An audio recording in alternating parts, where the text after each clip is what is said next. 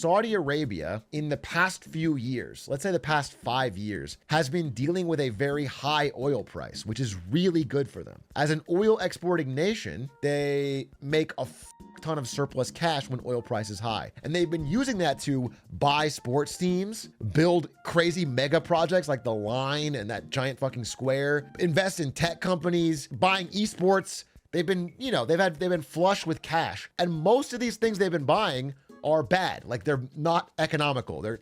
They're stupid investments. So as the oil price has been crashing, suddenly Saudi Arabia finds itself with a ton of bad spending, bad debts, and way less income. And so they're encountering a real economic crisis. I mean, it's kind of breaking OPEC lately. I want some more specifics on this, so we're going to watch a video about Saudi Arabia's economic crisis. Even before the recent decline in oil prices, Vision 2030, Saudi Arabia's ambitious plan to diversify its economy away from oil via a series of eye-catching mega projects. Billions of bets in the gaming industry, billions of bets in the sports industry, billions of bets on building Neom and EcoCity and the Line. Yeah, I think Neom is the Line, huh? I mean, I respect them trying to be more like America by borrowing absurd amount of money they can't pay back. I guess more like every goddamn country in the world, really. Well, I don't know why I'm isolating us. Whatever you want, borrow for it. Everyone? Yes, China. China is indeed borrowing like fucking crazy. China has about the same debt. If you do total debt combined, like state plus government, China's like 300% debt to GDP. Norway isn't, all right? But not every country is a relatively small, homogenous, oil-producing nation. As one of the world's largest oil producers and its largest exporter, Saudi Arabia's economy is dominated by oil. In fact, the oil sector accounts for roughly 90% of export earnings. While this might sound great, after all, who would say no to billions of dollars in oil revenues? This dependence on oil creates both political... I guess I'm just brave like that.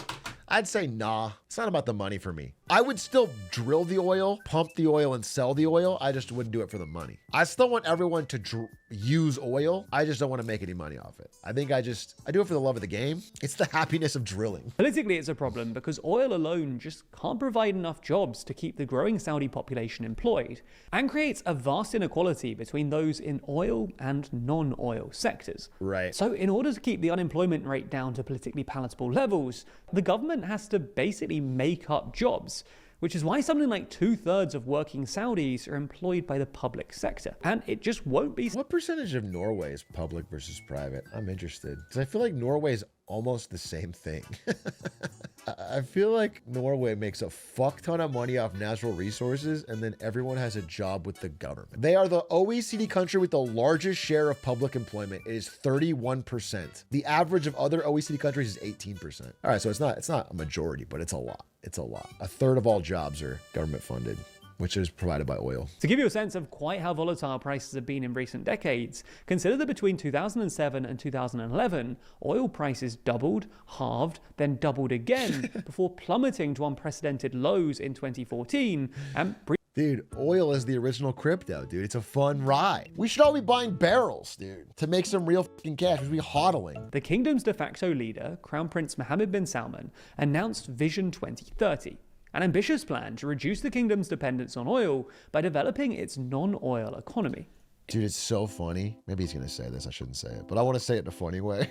It's like, hey, our whole economy is oil. So let's take some of our oil money and invest in smart, future-forward things. How about f***ing esports? How about a dumb esports tournament? How about we buy a bunch of sports teams and overpay for all the players? How about we invest in the worst tech company startups of all time? How about we give $100 million to... Actually, $100 billion to Masayoshi-san so we can punt it on WeWork. That's how we leverage our future of this great nation. They're investing like they're teen boys buying all their favorite things. No, but literally. No, but not as a joke. Their investment strategy reads like rich teen boys with infinite money being able to just buy what they think. Yeah, I need a soccer team. I'm in Jurassic World pay for it. We're gonna build a league. Jurassic World pay for it. We're gonna build an esports tournament. Jurassic World pay for it. We need some cool tech stocks. Jurassic overpay for it. It's crazy. And that's the future of the, that's what the post-oil economy is supposed to be. And it's all these bets. Developing Saudi Arabia's domestic economy to increase domestic demand and reduce imports by doing stuff like investing in education, building infrastructure, and providing cheap loans to small businesses. Now, this was always ambitious, Most oil exporting countries have struggled to break their oil habits, and those that have, most notably Norway, have achieved this by investing their oil revenues. Can we get an email called Snorway that we can spam whenever Norway tries to brag about something? I'm sick of it, dude. I'm snoozing. I'm snoozing at Snorway. Like, we get it, but it's still cold, okay? It's still fucking cold up there. You still have like these long winters. You still have like the dark, you have seasonal depression. The Saudis decided that they wanted to push the price of oil up to $100 a barrel in order to make sure that they have enough cash in the bank. Oil traded at around $60 per barrel from 2015 until the pandemic. But the Saudis were optimistic that they could achieve this because of OPEC+, the expanded cartel of oil-producing states that now includes both Russia and Saudi Arabia, and thus has massive sway over global prices. I don't really want to go into this because it's fascinating. Okay, so look, OPEC is a cartel, right? They get all these oil countries to team up and choose to voluntarily export less oil so they can keep the price high. The idea is that they all compete, it'll drive down the price of oil and they won't make as much money. But if they all agree to only voluntarily do a few million barrels each or whatever, then they can all make more money. And one of the things they did around this time period, this 2015 to 2024 time period, was the United States started to get into shale and fracking, where the Permian Basin in Texas started to add a full Saudi Arabia of oil output. But then Saudi Arabia is like, okay, OPEC, here's what we got to do. We're going to all team up to mass produce oil to drive down the price so it drives these companies out of business so they can't be profitable. So between those years, they voluntarily extra exported. Like they drove down the price of oil on purpose to try and make this non-productive. And it didn't work. For whatever reason, U.S. shale did not die. Even though it was not making any money, it just barely hung on. And then as it hung on, it kept growing. And now the United States has so much oil output, like again, a full Saudi Arabia added, that it's kind of breaking OPEC. It's like, it literally is an under-discussed story.